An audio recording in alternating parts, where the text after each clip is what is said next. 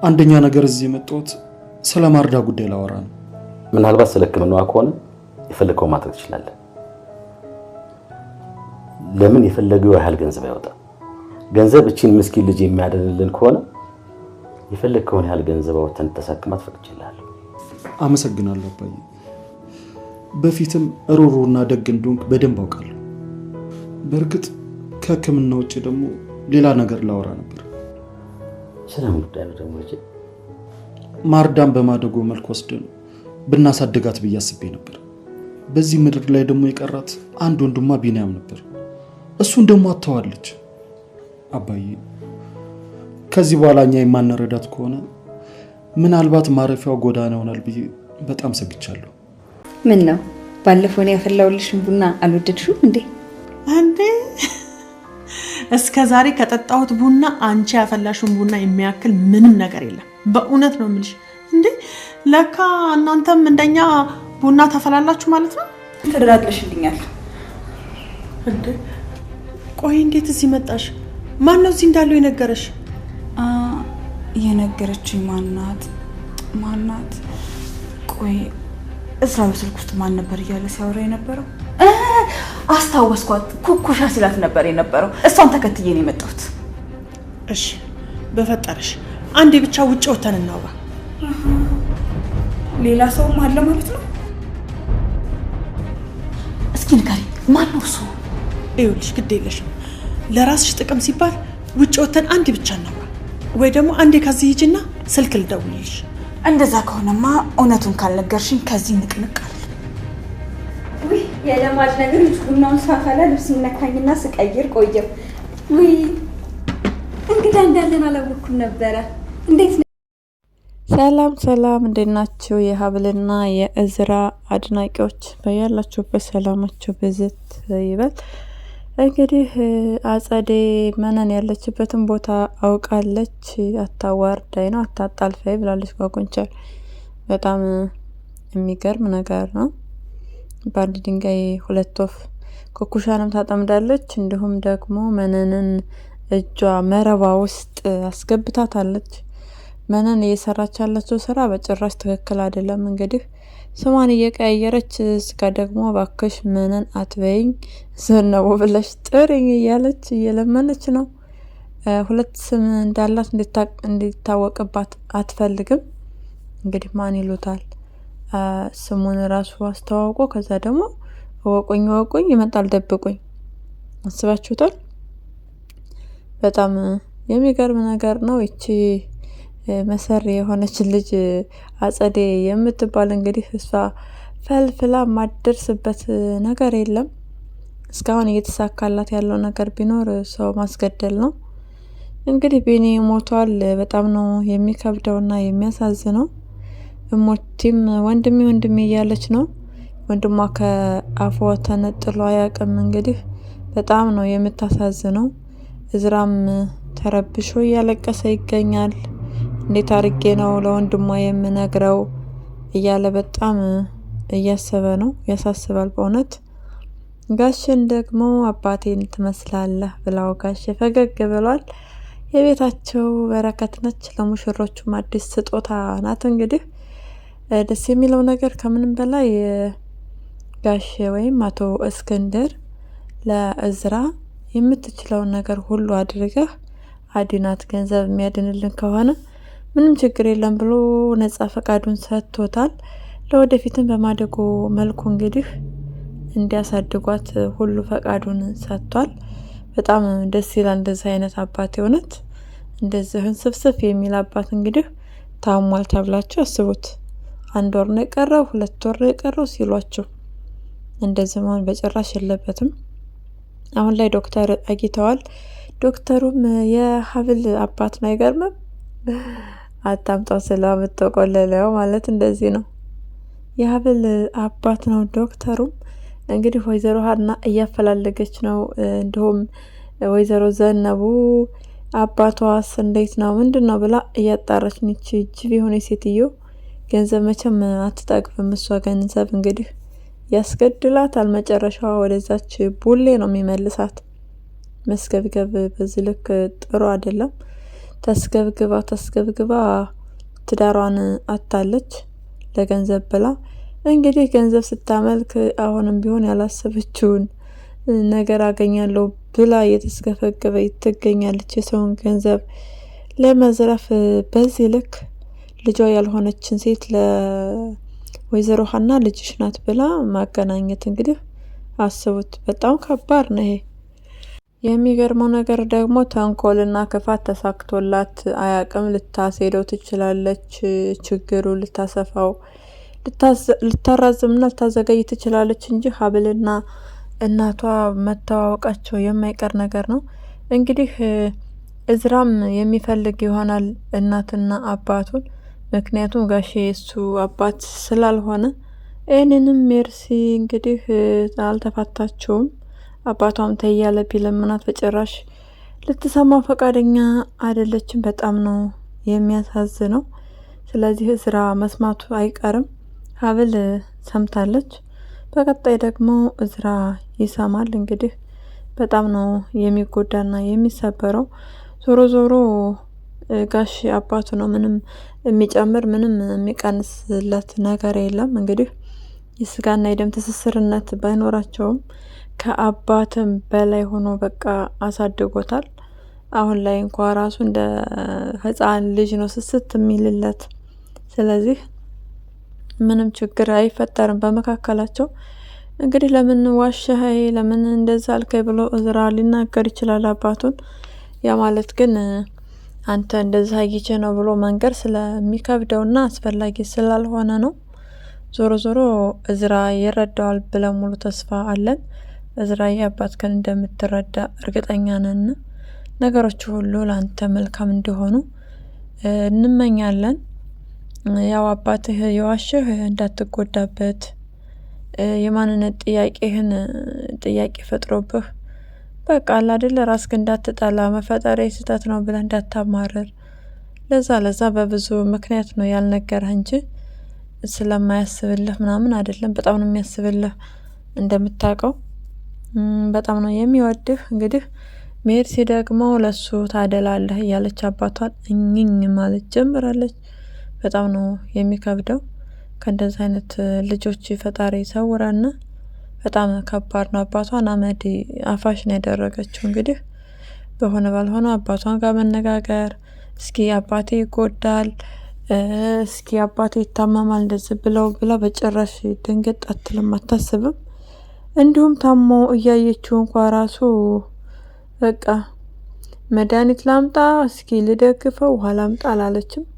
የልቧ ጥንካሬ በስማም በጣም ነው የሚያስደነግጥ። አይገርምም? አልደነገጣችሁም? የእውነት ያስደነግጣል። ልጅ እንግዲህ አባቷ ታሞ እያየች ግተር ብላ መቅረት በጣም ከባድ ነው። ስለዚህ በቀጣይ ዞሮ ምስጥና መጥፎ ስለሆኑ እንዳቅ ነው የሚያደርጉት። እንዳቅ ሲያደርጉት ያው መሰበሩ አይቀርም እዝራ እንደነገርኳችሁ። ነገር ግን ሀብልም እናትና አባቷን ስለማታቅ ተመሳሳይ ህይወት እንዳላቸው ሲያውቁ አባትና እናታቸው መፈለጋቸው የማይቀር ነገር ነው። ዞሮ ኩኩሻ ወደ እነዝራ ቤት ሄዳለች። ኩኩሻ ከእነዝራ ጋር መቀራረቧ በጣም ጥሩ ነው። እንግዲህ የእዝራ ሚስት ሀብል መሆኗ ስሟን እንጂ የምታውቀው ወይዘሮ ዘነቡ ያሳደገቻት ሀብል እንደሆነች አታቅም ነበረ። አሁን እንግዲህ ሁለታቸው ናቸው ሰርፕራይዝ የሆኑት። ስለዚህ ከዚህ በኋላ ኩኩሻ በጭራሽ እናቷ ሀና እንደሆነች እያወቀች እኔ ልጅ ነኝ ብላ በሷ ቦታ ተተክታ መስራቷን በጭራሽ ነው የማትወደው። እውነቱን የምትናገር ይሆናል። ኩኩሻዬ እውነቱን ተናግረሽ እናትና ልጅን አገናኝተሽ እንግዲህ እስኪ ተአምር አሳይን። ተአምር በቃ ትችያለሽ። እውነት ከእዝራ ጋር መሆንሽ አሪፍ ነው። አሁን ላይ ሀዘን ላይ ነሽ። ያጣሽው ፍቅረኛሽን ነው። በዛ ላይ ደግሞ ታማሚ እህት አለችው። ይሄ ነገር እንደሚረብሽሽ ግልጽ ነው። በጣም ነው የሚያሳዝነው። አቅም ያሳጣል። ግን ደግሞ ከምንጊዜውም በላይ ጠንካራ ሆነሽ ከእሞቴ ጎን ሆነሽ እሞቴን ለማዳን ነው መስራት እና ማሰብ ያለብሽ። ስለዚህ ሁሉንም ወጪ እዝራ ሸፍኖ ሊያሳክማት ስለሆነ አንቺ ስለ እውነትና ስለ እውነት እናትና ልጅን ብታገናኝ መልካም ነው። እንግዲህ የሀብል አባት እዝራ እንዳለው ወደ ሀገር እንደሚመጣ ተናግሯል። ስለዚህ ጋሽ የመዳን እድላቸው ሰፊ ነው። ቸሮሬ ያሰማንም። እዝራ የአባትህ ምንም እንዲሆንብህ አንፈልግም። እና ሌላው ነገር ደግሞ ምን ይመስላችኋል? እዝራ የወይዘሮ ዘናቡ ልጅ ነው። እስኪ ሀሳብና አስተያየታችሁን ኮሜንት ላይ ጻፉ። መነን ልጅ አላት ወይስ የእውነት የላትም? ወልዳ ጥላለች አልጣለችም? ይሄ ምንም ጥያቄ የለውም፣ ግልጽ ነው። አንድም ቀን አንስታ አታቅ። እንግዲህ አቶ እስክንድር ጋር ተጋብታ በምትኖርበት ሰዓት አልነገራትም። የእዝራ የእስክንድር ልጅ እንዳልሆነ የምታውቀው አጸዴና አጸዴ ብቻ ነች እዛ ቤት ውስጥ። የተቀረው በጭራሽ ማንም ሰው አያውቅም። ስለዚህ ወይዘሮ መነን እንግዲህ ቢነገራት ታሪኩ የእሷ ልጅ እንደሆነ የምታውቅበት መንገድ ሰፊ ነው። ነገር ግን ደግሞ ጋሼ አልነገራትም። ጋሼ ይመች፣ በጣም ሚስጥር ጠባቂ ናቸው። እውነት በጣም በቃ ይችላሉ። በጣም ነው የሚችሉት። አስቡት እንግዲህ እህቱ ራሱ እንድታውቅ ፈልጎ አይደለም፣ ግን በዛ ሰዓት ተመሳሳይ እድሜ ስላላቸው ምናምን ስሱ ነገር ስላየች ሲያመጡት ለዛ እንጂ ለሌላ ነገር አይደለም የተነገራት። ግን ደግሞ መሰሪና መጥፎ ስለሆነች ለሜርሲ ነግራታለች። ሜርሲ ደግሞ ዲኤንኤ ያስመረመርኩ ብላ ለመዋሸት ሞክራለች። ያው ዞሮ ዞሮ አክስቷ ስለነገረቻት በዛ ነው እርግጠኛ የሆነችው እንጂ በዲኤንኤው ምናምን አልነበረም። ዲኤንኤ ያስመርመር አይደለም። ነገር ግን በጣም ነው የሚያሳዝነው። እዝራ ለሜርሲ መጥፎ ወንድም አይደለም። እሷ ነፍሰ ገዳይ ስለሆነች ወይም ነፍስን ስላስጠፋች እዝራ እየሰራ ያለው ስለ እውነትና ስለ እውነት ነው። ከምንም በላይ ደግሞ በዚህ ጊዜ ደስ የሚለው ከሙሽሪት ጋር መስማማቱ፣ ወደ ሙሽሪት በፍቅር ጠብር ግፍ ማለቱ ነው። የተቀረው እንግዲህ ሂዳው ገብስ ነው። ሀብልና እዝራ አንድ ከሆኑ ያው የማያሸንፉት ትግል የለም። አሸንፈው በሰላም እንደሚኖሩ ሙሉ ተስፋ አለን። ስለዚህ ሀብልዬ እንኳን ደስ አለሽ ማለት እንፈልጋለን። የምትፈልጊው ነገር ላይ ነው ያለሽው። የምታፈቅሪው ሰው ጋር እንግዲህ እሱ ሲያፈቅርሽ በጣም ደስ ይላል። የምንወዳቸው ሰዎች ሲወድን ልክ ደስ እንደሚለን ሁሉ የምናፈቅራቸው ሰዎችም ያው ሰው እንደዛ የምናፈቅረው ሰው ሲያፈቅረን ደስ ይላል። ማች የሆነ የፍቅር ህይወት ይኖረናል እንግዲህ። ስለዚህ ፍቅር እየሰጣት አይደለም፣ ፍቅር ስጣት። የጠወለገ የትዳር ህይወት እንዳይኖራችሁ ሁል ጊዜም በቃ ፍሬሽ የሆነ የፍቅር ህይወት እንዲኖራችሁ ነው የምንፈልገው። ምናልባት እናንተን እያዩ እንግዲህ እንደ እዝራና እንደ ሀብል ብለን እኮ ምሳሌ አድርገን ያላገባን ራሱ ልናገባ እንችላለን። የማግባት ጉጉታችን ይጨምራል። አስባችሁታል? ስለዚህ ቀጥሉበት። ያቺ የፍቅር ቄጠማን ቀንጠስጠስ ማድረጋችሁን አትርሱ። እኛ የምንፈልገው በቃ ቤታችሁ በፍቅር ድምቅ ሙቅ እንድል ነው። እሙቲ ደግሞ ፈጣሪ ብሎ ሙሉ ጤንነቷ ተመልሶ በቃ በሰላም እንደ ማንኛውም ልጅ በወርቃ እንድታድግ በቃ ከእናንተ ፍቅር አጊታ እንዲሁም ደግሞ የወንድሟን ሞት የምትቋቋምበትን ጽናት ፈጣሪ እንዲሰጣት እንመኛለን። እናንተ እንግዲህ ተሳችሁኛ ትሄዱማይ እንደ ወንድሜ ጨከነ እያለች ትገኛለች። በጣም ከብዷቸዋል። የምትናገረው ንግግር እንደ ልጅ አይደለም፣ ከልጅም በላይ በቃ ብልጥ ነች፣ አሳቢ ናት። ብቻ በጣም የምታሳዝን ልጅ ነች። ከምንም በላይ ጤናዋ ተመልሶ ነው ማየት የምንፈልገው። በእርግጠኛነት ብዙ ሊደክሞ ብዙ በቃ ውጣ ውረድ ሊኖረው ይችላል እንጂ እዝራዬ መቼም ተስፋ እንዳትቆርጥ ትድንልሃለች። እና ደግሞ በቶሎ አንድ ወንድ ልጅ ዱብ አድርጉና ያው የምታሳድገው እሙቲ ነች። በማጫወት እያጫወተች እሙቲ ታሳድገዋለች። ስለዚህ እንዳታስበው ማንጋ ይጫወታል ምናምን እንዳታስበው እዝራዬ እሙቲን የመሰለች ወርቅ ልጅ ወደ ቤታቸው እንግዲህ ስጦታ አግኝታችኋል ማለት ነው። አጸዴ አሁንም ቢሆን እሙቲን ለማጥቃት ትፈልጋለች። እንዲሁም ኩኩሻኑ ከማጥቃት ወደ ኋላ አትልም። ምክንያቱም በሷ ስር ውስጥ ነው ማድረግ የምትፈልገው። በዛ ነገር ደግሞ ካልተስማማሽ ኩኩሻ ቀጣዩ ዕጣ ፈንታዋ ወደ ቢኒ የቢኒን ጽዋ ነው የምትጎነጨው። ስለዚህ ዞሮ ዞሮ እንግዲህ የቢኒ ገዳይ እውነቱን ተናግረህ አጸድና ሜርሲ እንደሆኑ ወደዚህ ነገር ውስጥ ያስገቡህ እውነቱን ተናገርና ስለ ህሊና ስትል እነሱ ተገቢውን ፍርድ በጊዜ እንዳገኙ። እንደዛ ካላደረክ ደግሞ ያው ቢኒም ለእህቱ ብሎ ዋጋ ከፍሏል። አንተ ምናልባት ለማንና ለምን ብለህ ዋጋ እንደከፈልክ አናቅም። ስለዚህ እውነት ብትናገር መልካም ነው። ቢኒ እንግዲህ እውነቱን ስላልተናገረ ነው ህይወቱን ለማጣት የቻለው። እነሱ ሊጎዱት እንደሚችሉ መናገር ማሳወቅ ነበረበት። እንደሚዝቱበት፣ እንደሚያስፈራሩት ብቻ ብዙ ነገር መናገር ይችል ነበረ። ዝም ስላለ እንግዲህ ህይወቱን ሊያጣ ችሏል።